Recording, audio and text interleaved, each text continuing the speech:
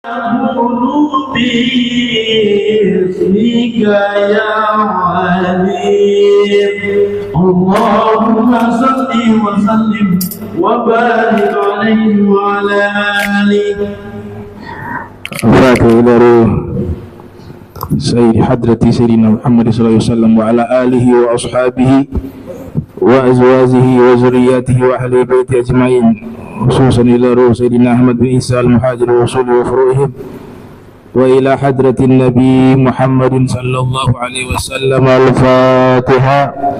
أعوذ بالله من الشيطان الرجيم. بسم الله الرحمن الرحيم. الحمد لله رب العالمين الرحمن الرحيم مالك يوم الدين. إياك نعبد وإياك نستعين.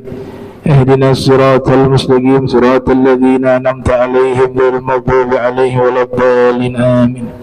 الفاتحة إلى الروح ميعوات الكثير وصولي فريد وإلى حضرة النبي. الفاتحة. أعوذ بالله من الشيطان الرجيم. بسم الله الرحمن الرحيم. الحمد لله رب العالمين الرحمن الرحيم مالك يوم الدين. إياك نعبد وإياك نستعين. اهدنا الصراط المستقيم صراط الذين أنعمت عليهم غير المغضوب عليهم ولا الضالين آمين. السلام عليكم ورحمة الله وبركاته. Alhamdulillah wa kafa. Thumma salatu wassalamu ala nabiyil mustafa wa ala alihi wa sahbihi ahli sidqi wal wafa. Amma ba'du. Subhanak la ilma lana illa ma 'allamtana innaka antal alimul hakim. Rabbi israh li sadri wa yassir li amri wahlul 'uqdatam min lisani yafqahu qawli وسدد لساني واهدي قلبي بحق سيدنا محمد صلى الله عليه وآله وسلم. يا من هو في علوه كائن، يا من هو في فعل حميد، يا من هو في مجد متين. اللهم أكرمنا بنور الفهم وأخرجنا من ظلمة الوهم وارزقنا فهم النبيين وحفظ المرسلين وإلهام الملائكة المقربين. ربنا زدنا علما وفهما وعقلا يا أكرم الأكرمين بحق سيدنا محمد خاتم الأنبياء والمرسلين يا رحمن الرحيم. وصلى الله على سيدنا Muhammad wa ala alihi wa sahbihi wa barak wa sallam. Walhamdulillahi rabbil alamin. Al-mukarramun yang saya muliakan, saya hormati seluruh imam masjid al-muhajirin, wabil khusus Al-Habib Alwi Al-Bar mata'allahu ta'ala bituli hayati wa umrih, wal Ustadz Irsyad wal Ustadz Abdul Rahman Bakfir, Bapak Zain Abbas, wal hadirin hadirat, al-walid al-habib kamil segaf wa jamil hadirin yang insyaallah dirahmati Allah subhanahu wa ta'ala. Alhamdulillah, tadi telah diawali dengan qasidah yang dibaca oleh Ustaz Jamal. Nah, kalau boleh masing-masing nanti fotokopi itu.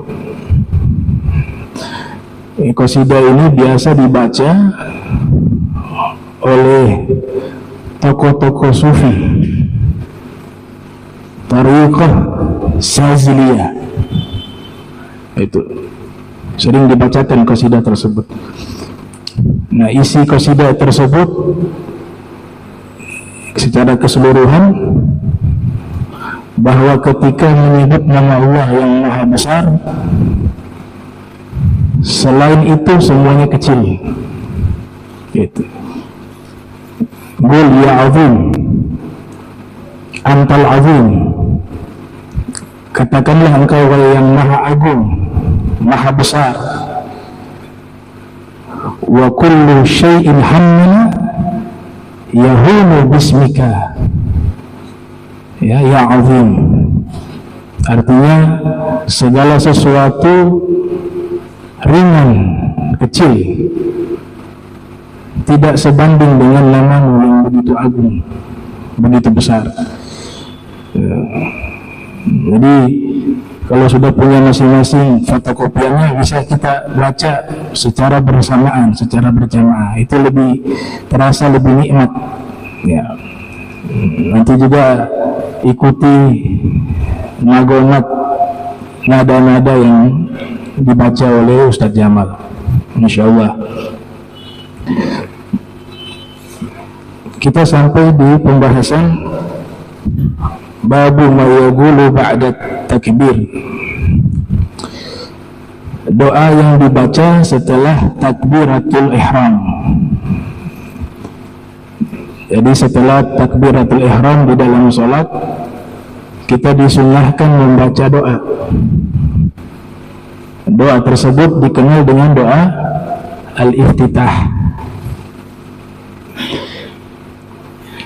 Dari Abu Hurairah radhiyallahu anhu qala, beliau berkata, kana Rasulullah sallallahu alaihi wasallam yasqutu baina takbir wa bainal qiraati iskanatun. Adalah Rasul sallallahu alaihi wasallam, beliau diam di antara takbir dan membaca suratul Fatihah. Jadi takbiratul ihram tidak langsung baca Fatihah, tapi biasanya Nabi diam antara takbiratul ihram dengan membaca surat Fatihah. Faqultu bi abi wa ummi ya Rasulullah, iskatuka baina takbiri wal qiraati ma taqulu. Kemudian saya berkata, wah demi ayahku dan ibuku wahai Rasul, diamnya engkau di antara takbir dan membaca Fatihah, apa yang kau baca? Qal, Nabi bersabda, aku membaca, Allahumma naqqini minal khataya kama yunaqqa thawbul abyad minad danas, Allahumma ghsil khataya bil ma'i wal thalji wal bard. Ini termasuk juga doa al-iftitah. Hukumnya sunnah untuk dibaca. Yang biasa kita baca itu juga dibaca oleh Rasul. Jadi Rasul membaca doa iftitah dengan macam-macam redaksi. Yang biasa kita baca itu, inni wajjahtu wajhi lilladzi fataras samawati wal ard hanifan musliman wa ma ana minal musyrikin, inna sholati wa nusuki wa mahyaya wa mamati lillahi rabbil alamin la syarika lahu wa bidzalika umirtu wa ana minal muslimin. Ini sudah ideal doa iftitah, juga bersumber dari Nabi Muhammad sallallahu alaihi wasallam. Ada juga riwayat yang lain Nabi membaca doa al-iftitah, Allahumma ba'id baini wa baina khataya, ya. Allahumma ba'id baini wa baina khataya kama ba'adta bainal masyriqi wal maghribi. Itu juga doa iftitah. Ya Allah, jauhkanlah saya dengan dosa-dosa saya, karena ba'adta, sebagaimana engkau menjauhkan antara timur dan barat, bainal masyriq wal maghrib. Ada ulama yang menggabungkan dua riwayat. Jadi awalnya bacanya doa tersebut Allahumma ba'id, atau dalam satu naskah ba'idni, jauhkan saya. Tapi yang naskah yang benar itu Allahumma ba'id baini wa baina khataya kama ba'adta bainal masyriq wal maghrib. Kemudian lanjut membaca Allahumma naqqini minal khataya kama yunaqqa thawbul abyad minad danas, Allahumma ghsil khataya bil ma'i wal thalji wal bard. Itu juga bisa. Nah, ini macam-macam doa al-iftitah. Syekh Nawawi Al-Bantini, beliau coba kumpulkan riwayat-riwayat yang bersumber dari Rasulullah Sallallahu Alaihi Wasallam terkait doa iftitah. Ternyata beliau simpulkan ada 5 macam. Kita ini kan selama ini hafalnya satu itu sudah, ya, dari sejak balik sampai hari ini itu sudah. Ya, sama kayak doa tidur tuh, bismika ahya, bismika amutu. Padahal doa tidur banyak, ada yang panjang, tapi memang kita suka milih yang pendek, cari aman. Tapi itu sudah luar biasa. Yang penting Allah izinkan kita bisa menghafal doa dari Nabi Muhammad SAW. Nah, doa iftitah itu ada 5 macam. Itu dijelaskan oleh Syekh Nawawi Al-Bantani dalam kitab Nihayatuz Zain. Situ beliau sebutkan satu persatu, dan kesemuanya itu sumbernya dari Rasulullah Sallallahu Alaihi Wasallam. Nabi hafal doanya banyak.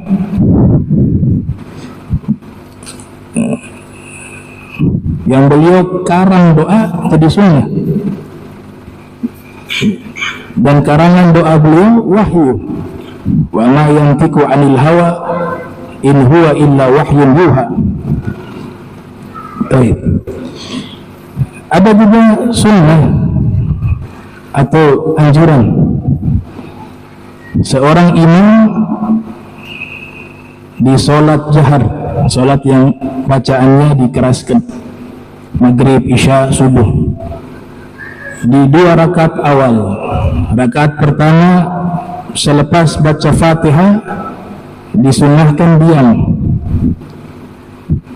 untuk memberikan kesempatan kepada ma'mum membaca surat Fatihah. Nah, diamnya itu ada sunnah juga. Diamnya itu sunnah, tapi bacaannya banyak para ulama menganjurkan untuk membaca Fatihah kembali. Jadi imam itu membaca Fatihah untuk kedua kalinya dengan sir, sehingga ma'mum berkesempatan membaca Fatihah. Jadi setelah selesai baca Fatihah, otomatis ukurannya minimal sama deh. Ma'mum juga sudah selesai baca Fatihah, kemudian lanjutkan surat yang berikutnya. Ini ajaran dari Al-Imam Ibnu Hajar Al-Haytami yang lahir tahun 909, wafat 974. Ada dalam kitab, kalau tidak Al-Manhajul Qawim atau Masailut Ta'lim, kalau tidak di kitab Tuhfatul Muhtaj. Ada juga kaum sholihin mengajarkan imam membaca surat An-Naml ayat 19 di rakaat pertama.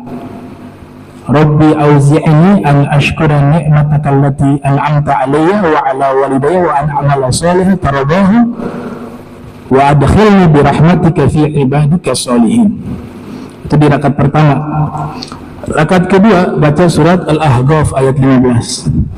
Rabbi auzi'ni an ashkura ni'mataka allati an'amta 'alayya wa 'ala walidayya wa an a'mala shalihan tardahu wa aslih li fi dzurriyyati inni tubtu ilaika wa inni minal muslimin. Nah, itu sudah diperhitungkan durasi waktunya sama seperti surat Fatihah. Dan ini kutipan ayat Al-Quran, nggak ada masalah kita membacanya di saat berdiri. Doa yang bukan Al-Quran tapi diizinkan dibaca ketika posisi berdiri di dalam sholat hanya doa iftitah. Doa itu yang disunnahkan. Nah, kemudian kalau kita perhatikan, doa ini mirip sekali dengan doa sholat jenazah. Ada doa sholat jenazah, Nabi membaca mirip redaksinya dengan doa iftitah. Allahumma fir lahu warhamhu wa afi wa'fu anhu wa akrim nuzulahu wa wasi' madkhalahu waghsilhu bima'i wa thalj wal barq. Sama. Nah, doa sholat jenazah itu riwayat yang sahih dikeluarkan oleh Imam Muslim yang lahir 204 Hijriah, wafat 261 Hijriah, di dalam sahihnya. Biasa kita baca ketika sholat jenazah. Kan rakaat pertama sholat jenazah baca apa? Suratul Fatihah. Gak ada ruku, gak ada sujud ya. Ini sholat jenazah pakai ruku sujud. Sholat jenazah hanya berdiri. Rakaat kedua yang dibaca salawat. Idealnya salawat Ibrahimiyah boleh, dan salawat-salawat yang lainnya, salawat yang biasa, Allahumma sholli ala sayyidina Muhammad wa ala sayyidina Muhammad juga boleh. Nanti yang ketiga disunnahkan membaca doa tersebut. Allahumma ighfir lahu warhamhu wa'afi wa'fu anhu wa akrim nuzulahu wa wassi' madkhalahu waghsilhu bil ma' wal thalj wal bard ila akhir doa ya. Abdilhu daran khairan min darihi wa ahlan khairan min ahlihi ila akhir. Persis dengan doa ini, doa al-iftitah, di mana di sini Nabi ajarkan, Nabi mengatakan, saya membaca doa al-iftitah, Allahumma naqqini minal khataya kama yunaqqa thawbul abyad minad danas, Allahumma ghsil khataya bil ma'i wal thalji wal bard. Yang artinya, ya Allah, sucikanlah saya dari dosa-dosa. Nah, doa yang Nabi baca ini sebenarnya bukan untuk Nabi, sebab Nabi kita tidak memiliki dosa, tapi ini memang dihadiahkan kepada umatnya. Ya Allah, sucikan saya dari dosa-dosa. Nabi tidak punya dosa, ngapain disucikan? Kita yang butuh doa ini. Ya, walaupun yang membaca Nabi, karena Nabi ketika membaca jadi hukum syariat, bisa menjadi wajib, bisa menjadi sunnah. Karena litashbih, sebagaimana yunaqqa thawbul abyad, disucikan baju yang putih, minad danas, dari kotoran. Allahumma ghsil khataya bil ma'i wal thalj wal bard. Ya Allah, cucilah dosa-dosaku dengan air, dengan salju dan embun atau air yang dingin, bard. Ini ulama terangkan kenapa harus disebut air, salju, air yang dingin. Sebagian ulama hadis mengatakan litaukid,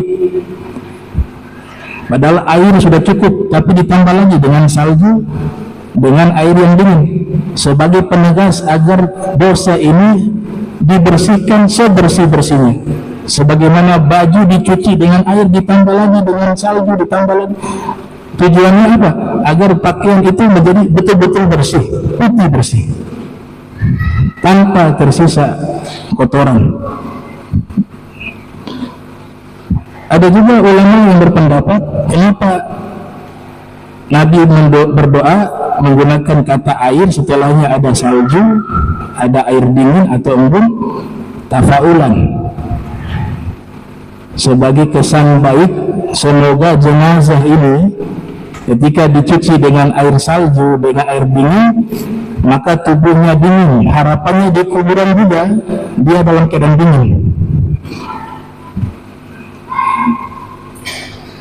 keadaan dingin, karena kalau di kuburan panas, azab.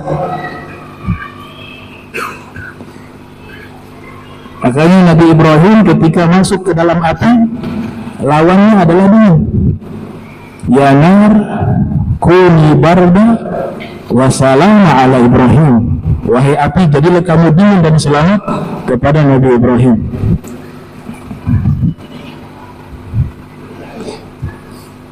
Dan doa ini hanya khusus digunakan untuk kita doakan kepada orang Islam saja, tidak bisa kepada yang selain orang Islam. Makanya ada lanjutannya itu, uktub minal muhsinin.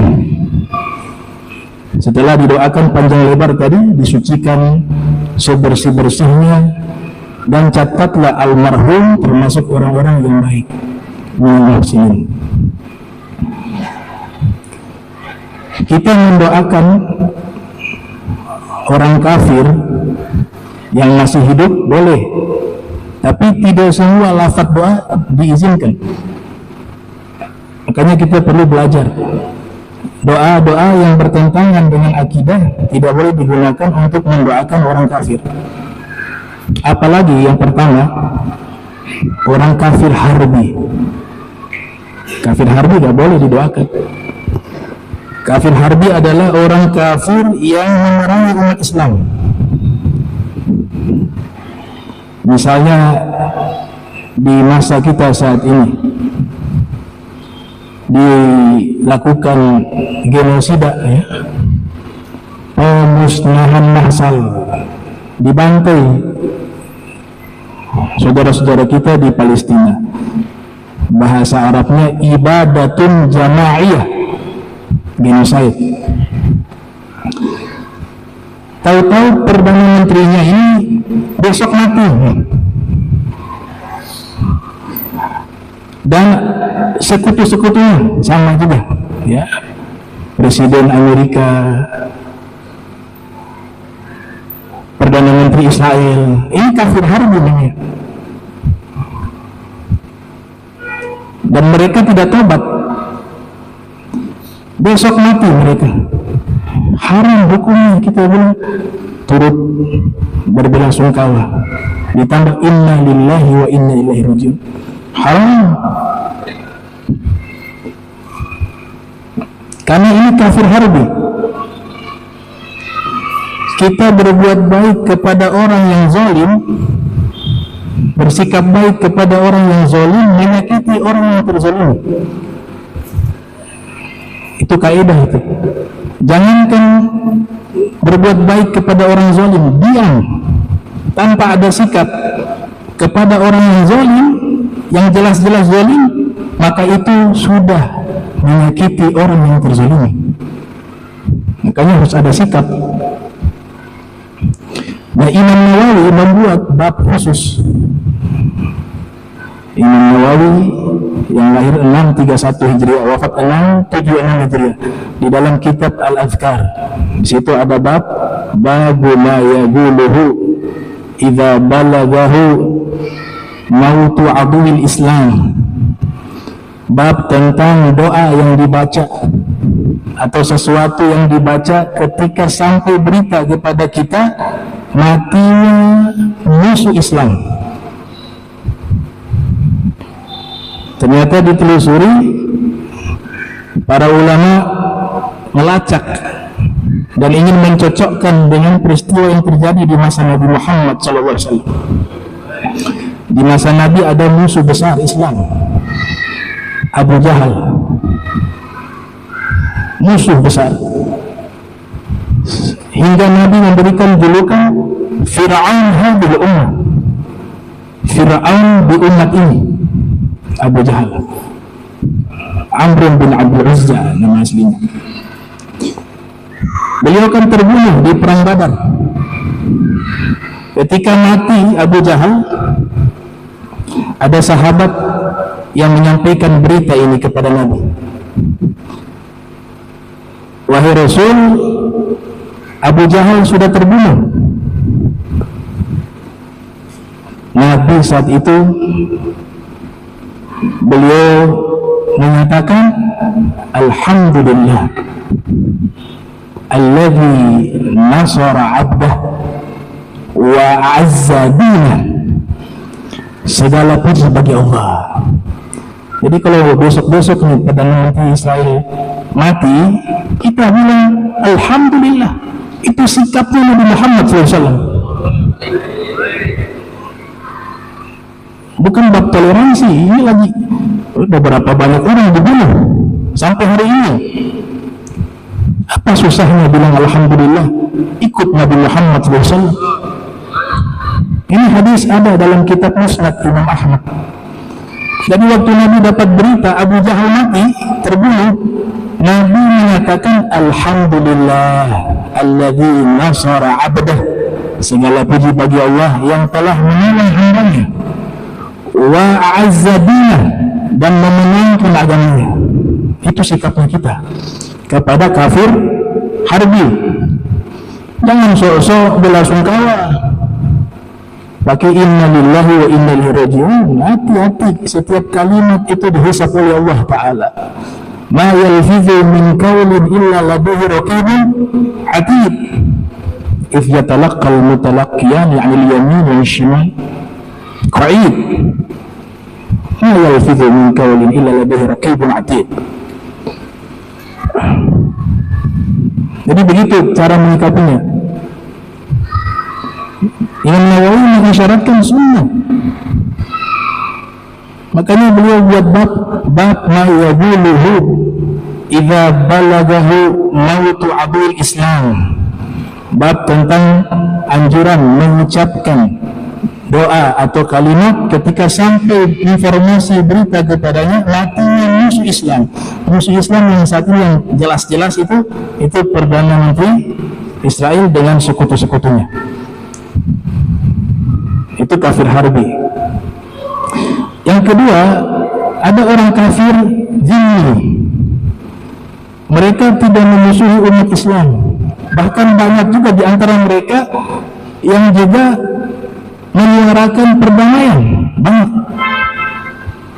Mereka mengecam genocide. Banyak. Hebat.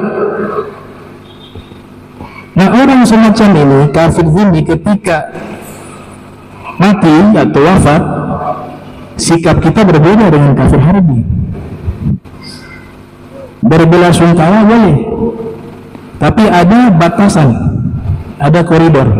Tapi berbelasungkawa itu dibolehkan karena mereka kafir zimmi, tidak mengganggu umat Islam. Ada satu riwayat Rasulullah Sallallahu Alaihi Wasallam ketika sedang duduk dengan para sahabat, kemudian di depan Nabi di bawah satu jenazah di hadapan Nabi. Ya marrat jenazah ala Rasulillah faqama laha wajifa faqila lahu ya Rasulullah innaha jenazah Yahudin. Faqala Nabi alaysat nafsa. Lewat di hadapan Nabi jenazah, kemudian Nabi berdiri menghormati jenazah tersebut. Kemudian sahabat mengatakan, wahai Rasul, ini jenazah orang Yahudi. Maka Nabi mengatakan, bukankah dia satu jiwa? Ini jadi dalil bahwa berbelasungkawa dengan orang kafir zimmi dibolehkan menurut sebagian ulama. Sebagian ulama lain yang mengatakan bahwa Nabi berdiri bukan karena menghormati jenazah tersebut, tapi menghormati kepada zat yang mencabut nyawanya, menghormati kepada malaikat yang mencabut nyawanya. Karena di riwayat Imam Al-Hakim yang lahir 321 Hijriah wafat 405 Hijriah, di dalam kitab Mustadrak, di situ Nabi katakan, saya berdiri bukan kepadanya tapi kepada yang mencabut nyawanya. Akan tetapi ulama lainnya mengatakan enggak, itu Nabi bersikap menghormati seorang manusia yang meninggal, sekalipun dia bukan orang Islam dan dia kafir zimmi. Maka dalam riwayat yang lain bahkan Nabi sampai menangis, meneteskan air mata ketika ada jenazah Yahudi lewat. Kemudian Nabi berdiri sambil menangis. Sahabat mengatakan, wahai Rasulullah, ini jenazah Yahudi. Kata Nabi, benar, ini jenazah Yahudi. Saya menangis karena nafsun tafallatat minni ilan nar. Satu jiwa sudah lepas dari saya, sekarang dia menuju ke neraka Jahannam. Nabi menangis, kasihan tidak sempat mengevakuasi orang itu. Karena kasus yang lainnya, ada seorang pemuda Yahudi beberapa kali membantu Nabi ketika mengambil air wudhu. Dia ambil timba, menimba air karena sumur cukup dalam. Tiap kali Nabi mau berwudhu, ini pemuda Yahudi dia menimba air, kemudian dia tuangkan air itu dan Nabi berwudu. Nabi doakan dia kebaikan. Di antara doanya, semoga Allah membuat wajahmu tampan. Menjelang ia wafat, Nabi lari ke rumahnya, ingin menyelamatkan dia. Dengan cara apa? Memasukkan dia ke dalam agama Islam. Nabi lari ke rumahnya. Ini pemuda sudah sekarat. Kemudian Nabi mengatakan, Nabi tawarkan, ayo masuk Islam, ayo ucapkan 2 kalimat syahadat, kata Nabi. Ini pemuda ini taat sama ayahnya. Mereka orang Yahudi. Waktu Nabi tawarkan, ayo masuk Islam, pemuda itu menatap ke ayahnya dengan isyarat mungkin diizinkan atau tidaknya, begitu. Ini detik-detik terakhir menjelang wafat. Nah, sang ayah ini juga kenal dengan Nabi. Akhlaknya Nabi yang begitu baik, tidak pernah memaksa mereka masuk Islam, kecuali menjelang wafat tadi. Maka ayahnya mengatakan kepada anaknya, ya waladi ati Abul Qasim, wahai anakku, taati perintah Nabi Muhammad Abul Qasim. Maka pemuda Yahudi itu pun melafazkan 2 kalimat syahadat. Selesai melafazkan 2 kalimat syahadat, meninggal. Rasulullah keluar dari rumahnya dengan meneteskan air mata. Kemudian Nabi mengatakan, alhamdulillahilladzi anqadhahu minan nar. Segala puji bagi Allah yang telah menyelamatkan dia dari api neraka. Jadi visi misi Nabi itu rahmat benar.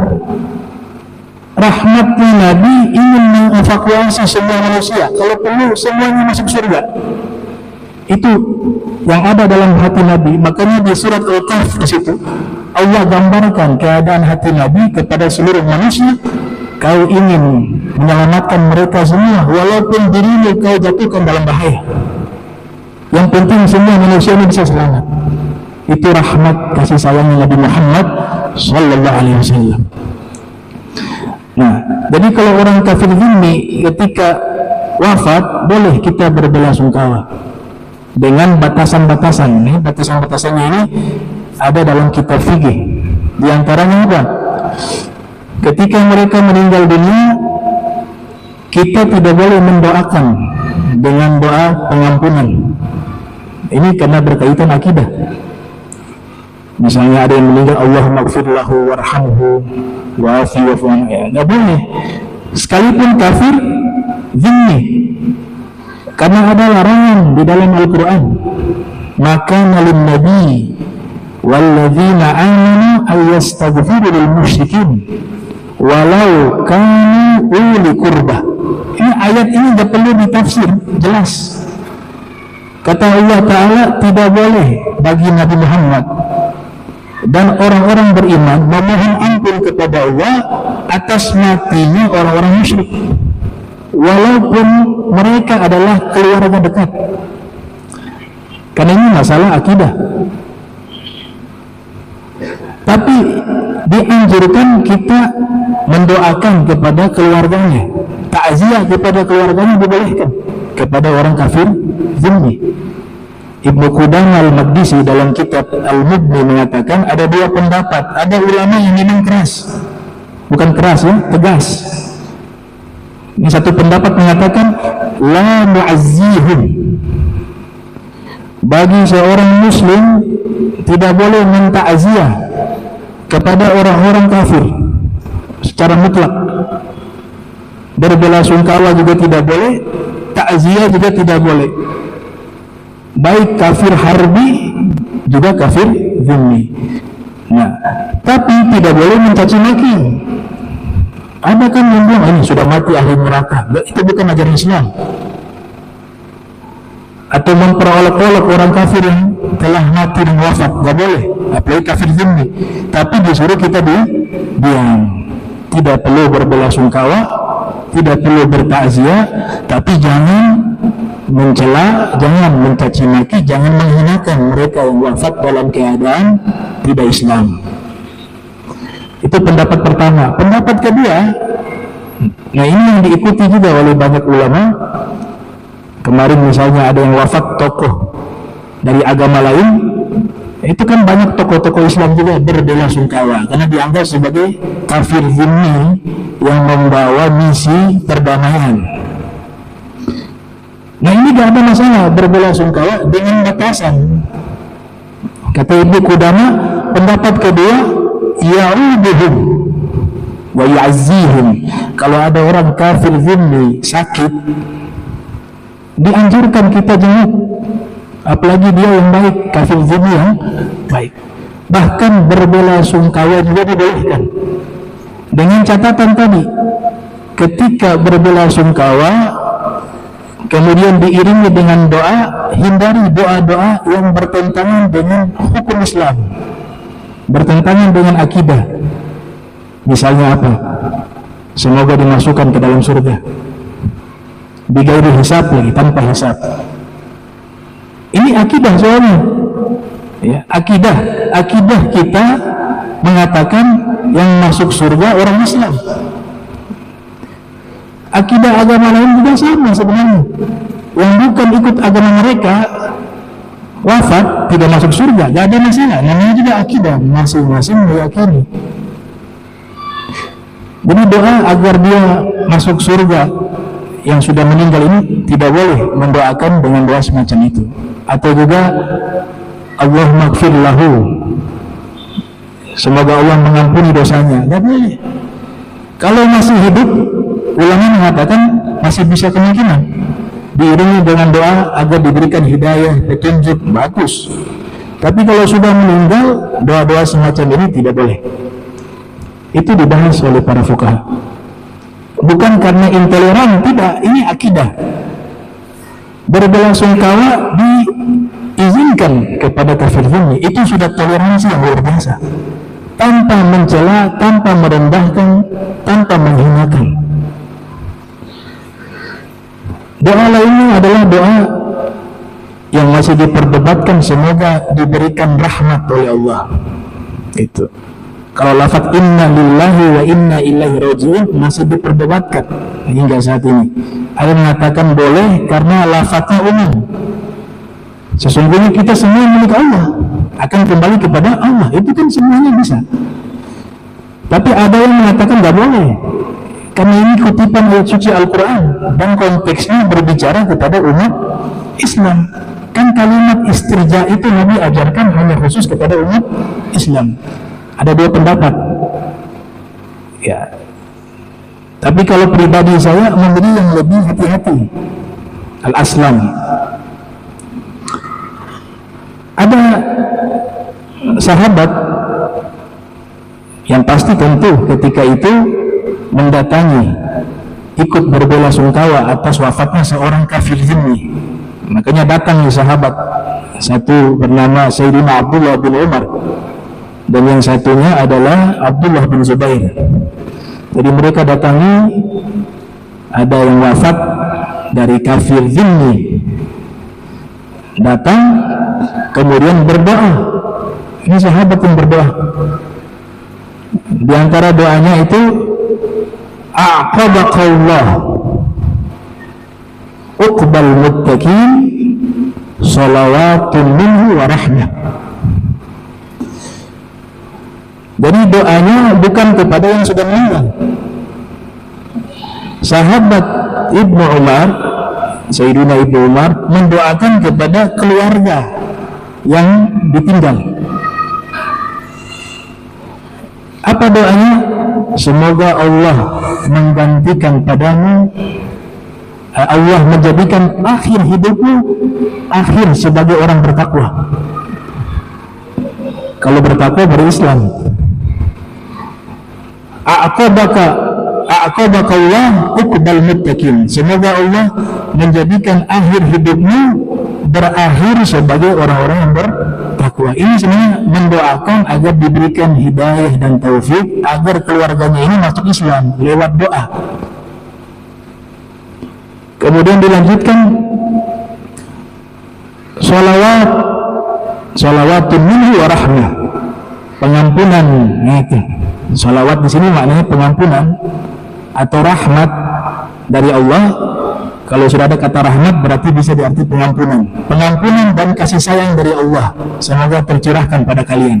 Nah, doa ini bisa dipakai untuk mendoakan orang non-muslim yang masih hidup, tapi tidak bisa digunakan kepada orang non-muslim yang sudah wafat. Ini doa dari sahabat, dari Sayyidina Ibnu Umar dan Sayyidina Abdullah bin Zubair. Ada juga yang mengajarkan doa ketika ada orang non-muslim wafat, kafir dzimmi, kita membaca doa akhlafallahu alaika wala naqasa adadak. Semoga Allah menggantikan sesuatu yang lebih baik untuk dirimu dan Allah tidak mengurangi jumlahmu. Kalau yang pertama masih bisa dimaklumi, Allah mengganti yang lebih baik darimu. Mungkin lebih baik darimu nanti punya anak, kalau anaknya meninggal ya, nanti lahir anak, tahu-tahu anak ini diberikan hidayah masuk Islam, kemudian mengantarkan kedua orang tua masuk Islam, berarti itu lebih baik. Tapi yang unik yang kedua, dan semoga doa yang baris kedua, dan semoga Allah tidak mengurangi jumlahmu, tidak mengurangi jumlahnya. Jadi meminta agar orang kafir itu zimmi jumlahnya banyak, makin bagus. Waktu awal baca ini riwayat sempat bingung juga. Ini doa yang kedua nih unik, meminta agar jumlah orang kafir zimmi itu tidak berkurang. Ternyata ketika dikaji, ini kita butuh ulama hadis. Mereka terangkan bahwasanya doa tersebut digunakan ketika orang-orang kafir zimmi hidup di negara Islam menggunakan hukum Islam. Kenapa doa ini dibaca? Agar jumlah mereka jangan berkurang, kalau boleh makin banyak makin bagus, karena kafir zimmi itu punya kewajiban di dalam negara Islam membayar pajak, sehingga maslahatnya itu untuk umat, baik kaum muslimin maupun orang kafir zimmi. Kalau jumlahnya sedikit, pemasukan negara berkurang. Makanya doanya wala naqasa adadak, dan semoga jumlah kamu tidak banyak. Ini doa dibaca kepada keluarga yang ditinggal, hatinya senang, bahagia, karena kesannya baik, diberikan ganti yang lebih baik, dan orang-orang seperti kalian semoga jangan berkurang. Itu takziah kepada orang non-muslim. Padahal makna doa ini adalah apa? Maslahat untuk umat Islam maupun orang kafir zimmi. Jumlah mereka makin banyak, pemasukan negara makin banyak lewat pajak. Nah, ini kaitannya dengan mendoakan ya, dan berbelasungkawa.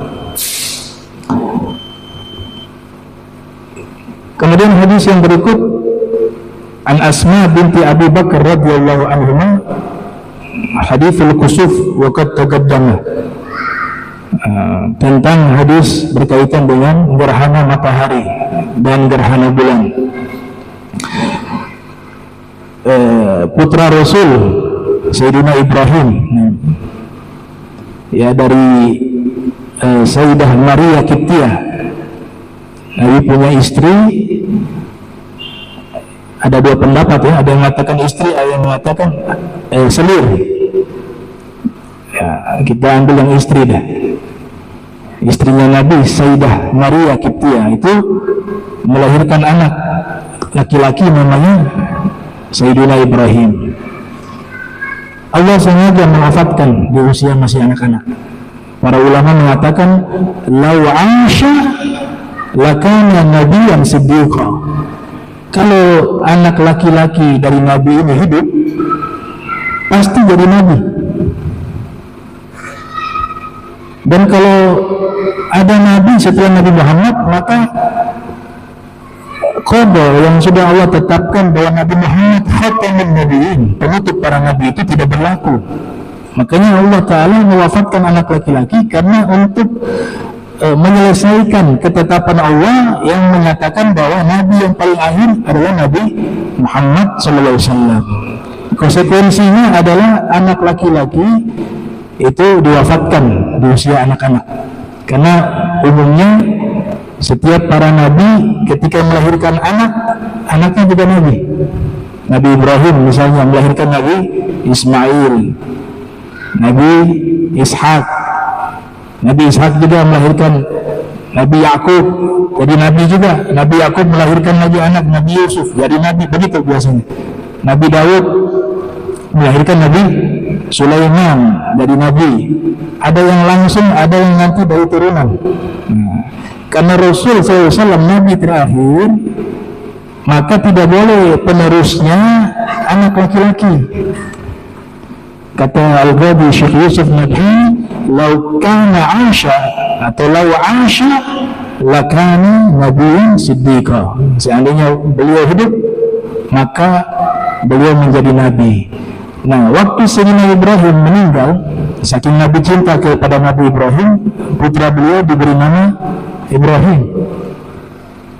Waktu meninggal Nabi sedih karena berpisah dengan anaknya. Nabi katakan, "Innal aina tadma' wal qalba yahzan." Air mata tercucur, hati sedih.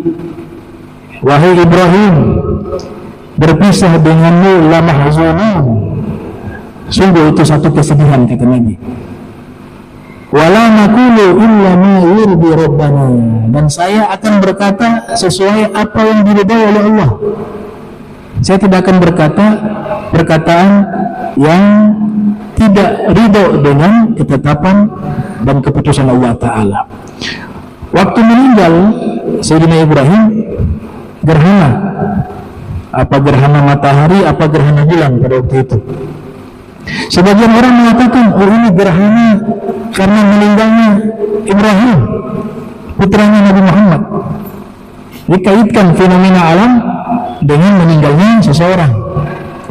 Waktu berita ini sampai kepada Nabi Sallallahu Alaihi Wasallam, Nabi berpidato di hadapan para sahabat. Nabi mengatakan, "Inna syamsa wal qamara ayatani min ayatillah, la yaksifani li mauti ahadin minan nas."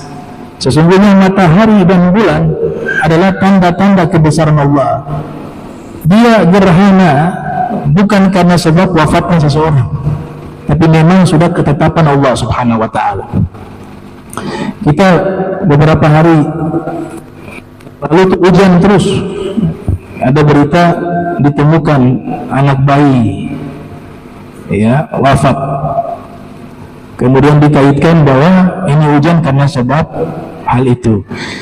Di satu sisi kalau kita merujuk ke hadis tadi, seakan-akan Nabi mengisyaratkan jangan kaitkan fenomena alam dengan wafatnya seseorang. Ini juga bisa dikatakan benar karena sesuai dengan peristiwa tadi. Kalau memang bayi itu ketika meninggal turun hujan, itu Palestina tiap hari hujan. Karena banyak bayi terbunuh setiap harinya. Ya, ini akidah yang benar yang disampaikan. Tapi di satu sisi juga saya tidak secara lugas menyalahkan juga, karena ada riwayat lainnya juga yang mengatakan bahwa inna sama'a bakat alal mauti alim arba'ina sabaha atau kama qala Nabi sallallahu alaihi wasallam.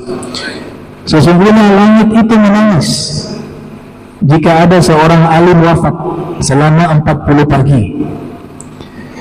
Nah, makna orang alim di sini dianggap sebagai orang yang berilmu, yang baik. Maka bagaimana halnya dengan bayi yang suci bersih tanpa dosa, tanpa noda? Ketika ia wafat, langit itu menangis. Langit menangis artinya apa? Dengan simbol turunnya hujan. Jadi saya juga tidak berani menyalahkan, juga tidak 100% meyakini juga. Ya, masih bingung lah dua-dua ini. Nah, muncul pertanyaan, kalau di Palestina itu kok tidak turun hujan, bayi terbunuh, air mata langit tidak habis, karena yang wafat jumlahnya banyak dari kalangan bayi, dan mereka wafatnya mulia, orang tuanya bukan mengaborsi. Mereka posisinya mulia, syuhada. Orang tuanya syuhada, bayi-bayinya juga syuhada. Nah, kalau di tempat lain turunnya hujan, sudah melakukan perbuatan haram dengan zina, lahir ini anak tidak bertanggung jawab, diaborsi, dibunuh, menangislah langit atas peristiwa itu. Jadi dua hal yang berbeda, ya. Tapi saya tidak menggiring mana yang benar, mana yang salah. Ya, ini ada dua riwayat yang sumbernya dari Nabi kita Muhammad sallallahu alaihi wasallam. Allahumma ja'al jam'ana hadza jam'an marhuma wa tafarraqna min ba'dihi tafarruqan ma'suma wa la taj'al minna wa la minna shakila mahruma. Subhanaka bihamdika asyhadu an la ilaha illa anta astaghfiruka wa atubu ilaihi wa sallallahu alaihi Muhammadin wa ala alihi wa sahbihi wa baraka wa sallam. Wa la minkum wassalamu alaikum warahmatullahi wabarakatuh.